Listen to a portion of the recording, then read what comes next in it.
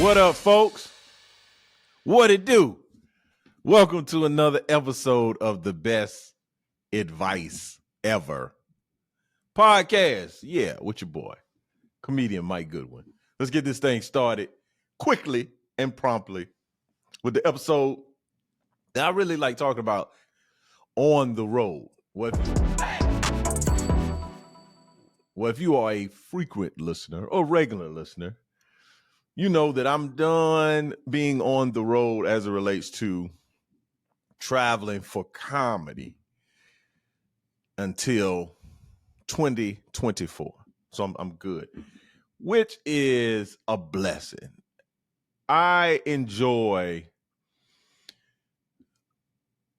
or I have been afforded luxuries in my career that I would have never imagined maybe some years ago. And even if I talk to some peers, I'm in a position to where I have some cushion. I have not cushion, maybe not the best word.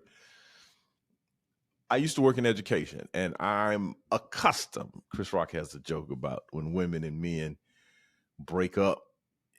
You talk about what you were accustomed to. When I was working at the school, I was accustomed to having my summers off. I was accustomed to having a 2-week break, spring break, Thanksgiving break. There were things that were cooked into my schedule even before working. I spent 8 years working at an independent school, but before that, I worked at the University of South Carolina for 2 or 3 years, probably 3 years.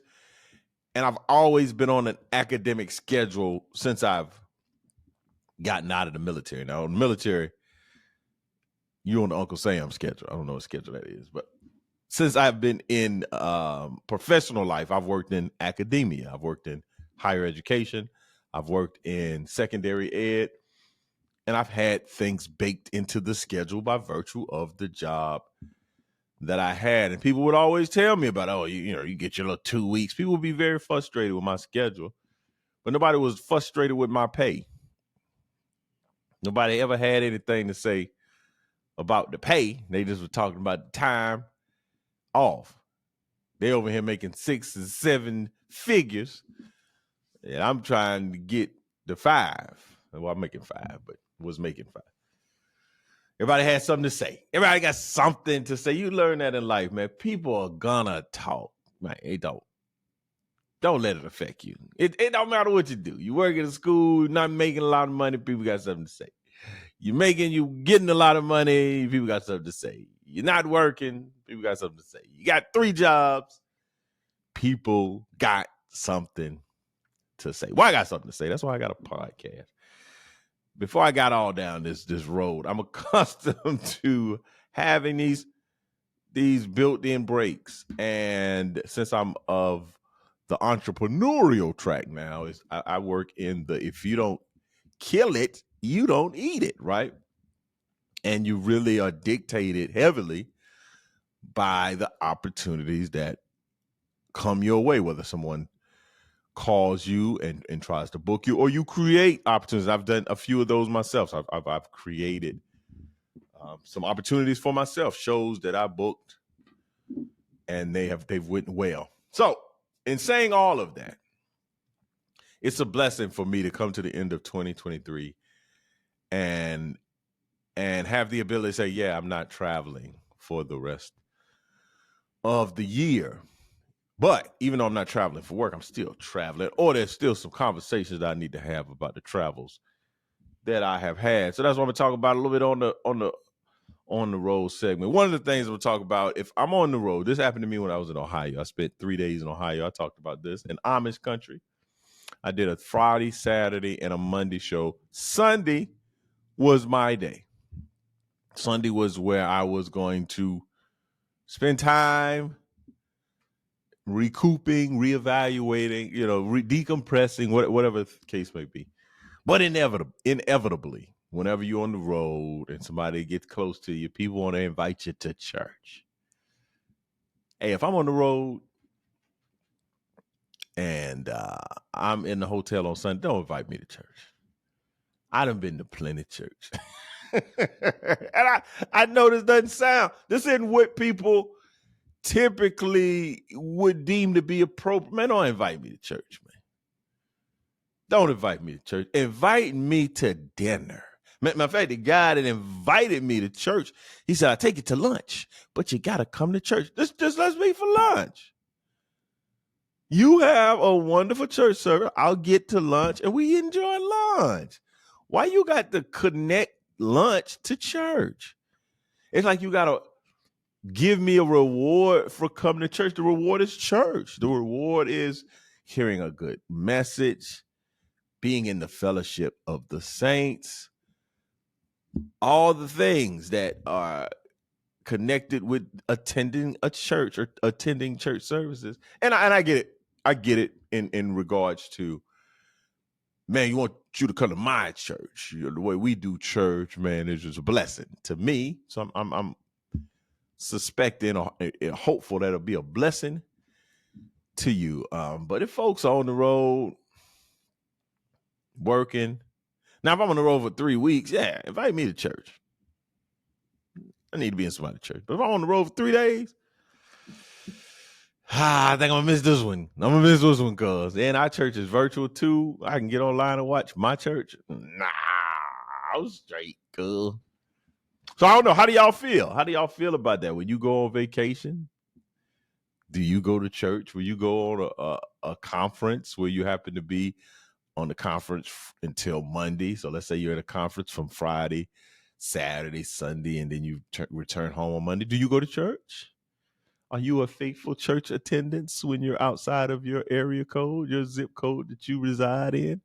My Goodwin is it now? What I will do, and I've done this, and I have no problem doing this. Let's say a church brings me in for a church an event.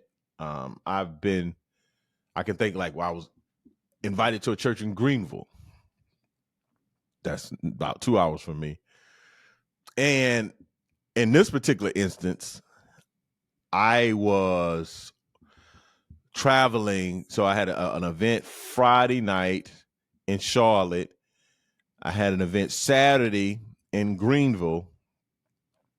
And then I was going to stay in Greenville to do the Sunday evening event for their volunteers that Sunday evening. Well, since I was in Greenville already, I don't know if the church got a hotel or I just stayed in the hotel that I was at. And I was going to be in that hotel. And then after I finished the event in Greenville that night, I was going home. So in that instance, if I'm in the city and I'm doing an event at your church that evening, yeah, I'm gonna come to church service that morning. And let's say we have you have a 6 o'clock event that I'm doing. Yeah, I'm gonna come check out your church. Like you've hired me.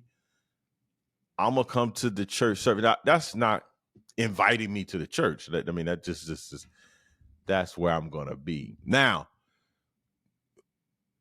if I do a church service, let's say I do a Saturday night event for you, and then you're like, hey, tomorrow morning you can come. No. Nah, I'm on my way home. Even I've had that happen before. I remember doing, it's been a number of years. I don't do this anymore. There used to be a time where you could book me easily. Like those days aren't. I mean, I ain't gonna say it's easy, but it's a substantial financial commitment, and you probably need to get dates in because I get my schedules are pretty demanding, so it's not a given that date's gonna be open that you may want me for. But I remember I did a Saturday night event for this pastor. Probably did like a pastor's wife's birthday, and it was in Georgia. And I didn't really have any plans. I did the Saturday night, but it was far enough for me to stay the night and leave in the morning. And a pastor approached me, like, "What you got going on in the morning? Because I gotta get you my service. I shouldn't have went to his service. I shouldn't have went. But those are the days I've agreed in times past one of the quickest ways to get me to say yes is to ask me to do something after I just finished an event. Oh man, I'm so vulnerable. Oh yeah, we can figure it out. We can make it. Like now, I'm just like, hey, here's my number. Call my guy. We if we can work it out, we can work it out. But I used to be, yeah, committing for something the next day. So in those instances, yeah, I'll come to someone's service. But man, I'm typically trying to get back home. Or if I'm just there for the sun, I'm trying to chill, man. I ain't trying to get dressed. I mean, I got on gym clothes. Now, you probably wouldn't have a problem with me coming to your church in gym clothes. And I wouldn't have a problem going to people's church in gym clothes. But man, I don't know. I might be different. I might be an undercover heathen. But me out here inviting me to church. The other thing, from being on the road, I was recently, I got a membership. I have a few gyms. I got a few gyms out here in these streets. Like I used to be the dude that would get a membership at the cheapest gym. Like I didn't care about the amenities. I didn't care about 24 hour. I didn't care about what equipment. If I felt like, oh, this is a good gym, I can work out here, I can get some stuff done, I'll pay you a little $22 a month or $10 or $50. Like, I mean, I'm just back in the day with probably gym memberships monthly at the max were probably $18, something like that. Well, since then, I've had a number of memberships. I've been a part of some pretty pricey fitness experiences, and now I'm not going to those places. So I'm not in these monthly contracts where on average, you can, if you're working out at these boutique fitness places, you could pay $180 a month for the workout. I'm not doing that. I don't do that anymore. I'm probably at the $20 a month. But since I'm paying $20 a month, I'm like, hey, I can have a few gyms. So I got a couple of gyms out here. I got 3 gyms, and I'm going to let one go, but I got 3. And I've been kind of dragging my feet because it's $20 a month. And they did bump it up a little bit, I saw, because they were taking out $9.99. I saw they just took out $12.99. And I need to cut them off. But I do have a gym that I visit when I'm in town. Then I have another gym, the Planet Fitness, because Planet Fitness, you have access. If you pay the premium cost, you can go to all the Planet Fitnesses in the country. So when I'm on the road, most times the hotel gyms are fine, but I like going to the gym. I like getting out of the hotel. I like going to the gym, right? Well, I recently was at the gym in Charlotte, and you scan in, and again, I have the access to go to multiple gyms, but the guy asked me for my ID, and I'm like, bruh, come on, man. You gatekeeping workouts? Yo, even if I was like shot my boy, my Planet Fitness, like, hey, bro, you in Charlotte, go get a workout. Planet Fitness, y'all should let that slide, bro. Like, now, if somebody doing some kind of scamming situation where you done seen this same ID or this same membership number 5 times in one day, 7 times, different times in 1 week, like that kind of thing, yeah, call people out. But man, go check my ID because you try to make sure this membership hey man, come on, man, let people live, man. Let people it's the same thing where I think my buddy John Chris has a joke about when you try to pay your parking ticket online and they ask you to like verify as you. Like, who is out here just paying people's parking ticket on the road, baby? Another thing I'm going to talk about, I'm not going to talk about this episode, but I'm talking about the probate experience that I'm having because my father, as you know, my father passed. And we got to talk about this probate situation. It's wild. It's wild. It's very cumbersome. And I don't know if this is just my city, my hometown where I grew up. Maybe it's different Or maybe it's just government bureaucracy. Like it's just red tape, but I don't like it. And I'm going to talk about it. Now, I talked about this last week. This segment I wanted to promote. This segment is the new segment. What are you reading? I want to know what you're reading out there. Send me some suggestions. I just got finished reading The Art of Learning by Josh Waskin. Basically, this is a book about high performance. It's very, very impactful. Josh, if you are a fan of chess, he was the young guy that was highlighted, or his story was told in Searching of Bobby Fischer. Chess prodigy, grandmaster, worked his way up from a very early age to the higher echelons of chess mastery, right? But then he got involved with, I don't know if it's martial arts, but it was some form of martial arts called push hands, and he became an elite competitor in push hands. And he's just talking about how he systemized learning, because chess is such a game around memorization and how do you strategize and practice. So it's a very excellent book in high performance. The subtitle is The Inner Journey to Optimal Performance, The Art of Learning. 2 thumbs up. I would highly recommend y'all take a look at that. If you have any book suggestions that you want to send my way, I would love to check them out. I'm currently reading the book now. Hopefully I'll be finished with it soon so I can highlight it in the next episode of What You Learn, What You Reading. We're going to probably do that at least once a month. Find out what you're reading out here in these streets, because readers are leaders. And if you're not leading, you're retreating.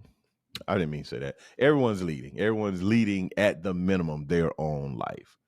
So if you have any great suggestions, send them my way. I would love to hear what you're reading out there in the bowtie comedy listener streets. But the moment we've all been waiting for is the best advice ever. And today's best advice ever is something similar I've said, and I say things that are probably similar or parallel to things I've said before. But today's best advice is let your results do the talking. Let your results do the talking. I think sometimes in life, we get full on appetizers. What I mean about that is you go to a restaurant, especially the nicer restaurants, steakhouses and chop house and places that you got to get reservation. You might valet your car. You know, they got live music playing. They have a bar with a particular dress code for the wait staff. You know, you talking about high cotton situation. And you go and you sit at the table and they bring you this wonderful water and they bring you breads, cheeses. And before you know it, you just chomping away. Then you might get a couple of appetizers and they're a hearty portion. You know, they're not little quick hitters. It's you know, you order the meatballs and maybe the calamari, the bang shrimp, you know, and by the time you ate appetizers and the bread and drunk the water, you full. You are full off the appetizer. You didn't even get to the main course. You didn't get to the entree. And I feel like that happens if you're out here telling people what you're going to accomplish before you accomplish it. I mean, I'm going to lose 20 pounds. I'm going to go on a national tour, sell out shows. I'm going to get my real estate license. I'm applying to dental school.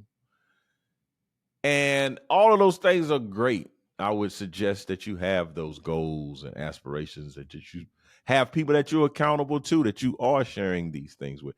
But I would encourage you to keep it minimum. For the vast majority of people, let your results do the talking. Let people talk. Oh, man, I saw you got your real estate license. When'd you do that? Oh, yeah, man.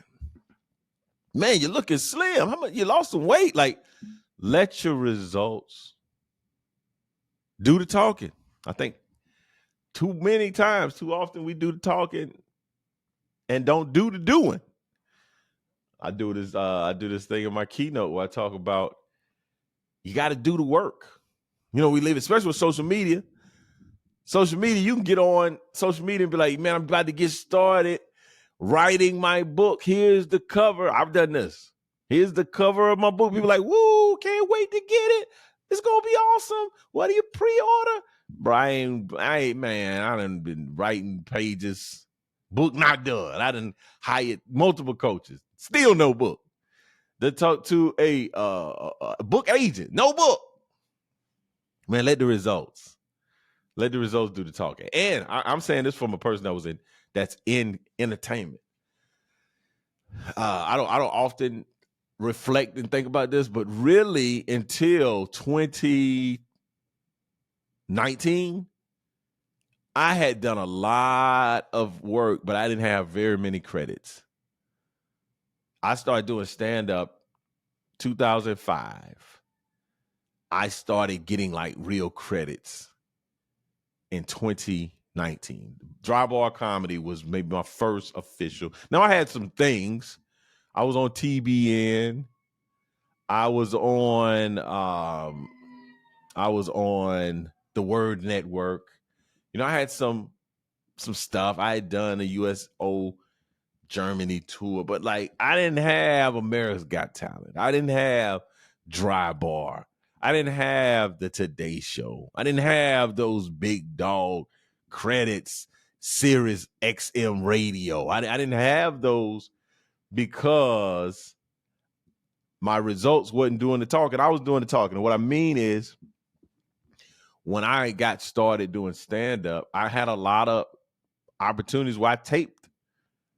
BET had a comic, like a gospel comic view. I taped it. I went through the auditions.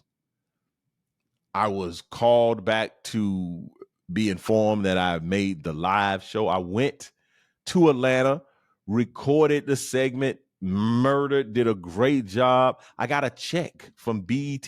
I got paid. I took pictures with other comedians that were taping for this show. It was incredible. Vicky Winans was the host, and it never aired.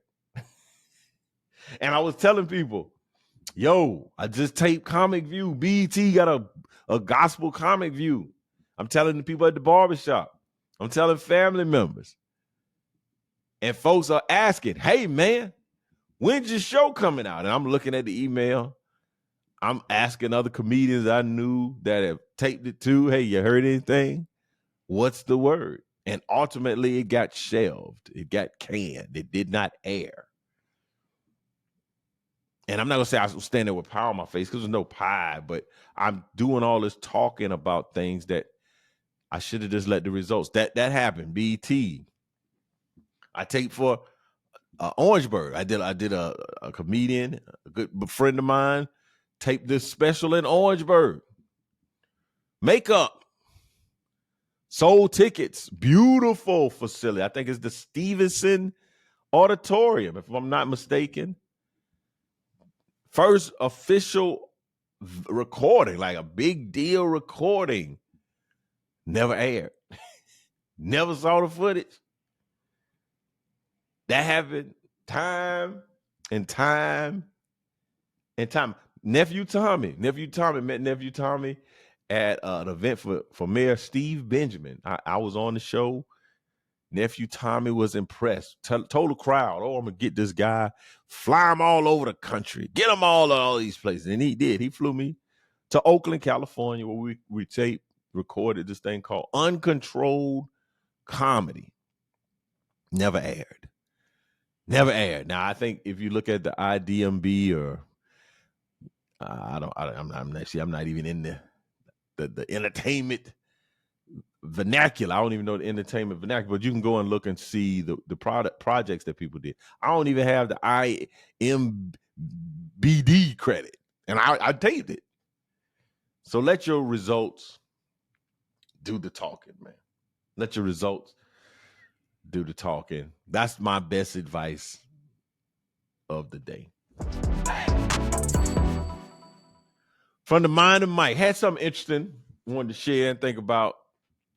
Big basketball fan. If y'all know anything about me, you know I love basketball. And one of the most talked about persons in basketball right now is a man by the name of Draymond Green. Draymond gave the gift that keeps on giving, these hands. But what is interesting, Draymond has been on a streak, on a run of violence. He's been choosing violence. Draymond just choked out a fellow basketball player, Rudy Gobert, a few weeks ago. Now he got suspended by like this cold cocking. It was just like this 180 karate chop to the throat. And is suspended indefinitely. But what stood out to me is the fact that his last name is Green. I know a lot of Greens. And you know what the Greens don't have a problem with doing? Giving you these hands. I'm talking about you can go through the history of Green. You got Al Green. I think he got a pot of grits thrown on him because somebody must have given somebody some hands. AC Green, my buddy of mine just mentioned AC Green was a 40-year-old version. He was giving somebody some hands. Mitch Green. Mitch Green was the boxer that got beat up on the street by Mike Tyson. Hands. Mean Joe Green. Hey, what they about them Greens, man? They don't mind giving somebody those hands. So I don't know what's going on with Draymond. I did go back and look at the box score, and Jokovic, or whoever the guy that was, he chopped his throat. Djokovic. And maybe I'm confusing him for the guy that's in the Nuggets. But he had 17. That was not necessarily cooking Draymond, but that's not the guy you expect to have 17. Now Draymond say the guy was pulling his shorts, but I think, hey man, that guy gave him 17, which he typically probably only give people 8. When you get 17, your teammates probably talking trash about you. Say, hey man, you letting that dude off the bench light you up like a Christmas tree, man. You need to play some defense. You know things are bad when somebody gonna tell you they'll guard the man you guard. Let me get him. Draymond like, you ain't getting nobody. I got him. Well, guard him then because he got 17. Draymond like, I'm putting into all of that. But yeah, the Green family, man. I know some Greens. I grew up with Green. It's a bunch of them. So you're not just gonna fight one of them. You're gonna fight a whole heap of Greens. You're gonna fight collard greens, cash money green. Get these hands is the family slogan for the Greens. That's all I'm trying to say. That's from the mind of Mike. Man, thank y'all again for another episode of listening to the Best Advice Ever podcast. Man, please rate, subscribe, let people know. I hope this is beneficial, enjoyable. What you're not going to do is not get on my webpage or my website, MikeGoodwin.com, and find out about the Big Dad Energy Tour. I got a date in Tampa, January the 6th. They got me on the junior varsity time, though. I'm at 4 o'clock. Saturday afternoon, 4 o'clock. You got to sell tickets. Then they'll put you on big boy times, 7 o'clock on Fridays and Saturdays. But before then, they put you like at 4 o'clock on a Saturday before the big show. You're over at the kids' table, at the kiddie pool. See if you can swim before you put you on the big pool. So you get shows like Saturday at 4 o'clock, or they put you on Sunday at brunch. You don't know if you can sell these tickets. I believe I can sell tickets because people listen to the podcast. People come out and enjoy shows. People follow me on social media. And I would love for you to come to the Big Dad Energy. Tampa is the next city, but I'll be in Marietta, Georgia. I'm going to be in Kansas City in February. I will be in Toledo, Ohio. All the places. It's on my website, and I'll talk about it a little bit more in the future. But this has been an episode of the Best Advice Ever podcast. Thank you so much for listening in. I can't wait to check in with you next week. Same bat channel, same bat place. You could have been anywhere in the world, but you're here with me, and I appreciate it. See you next time. Peace.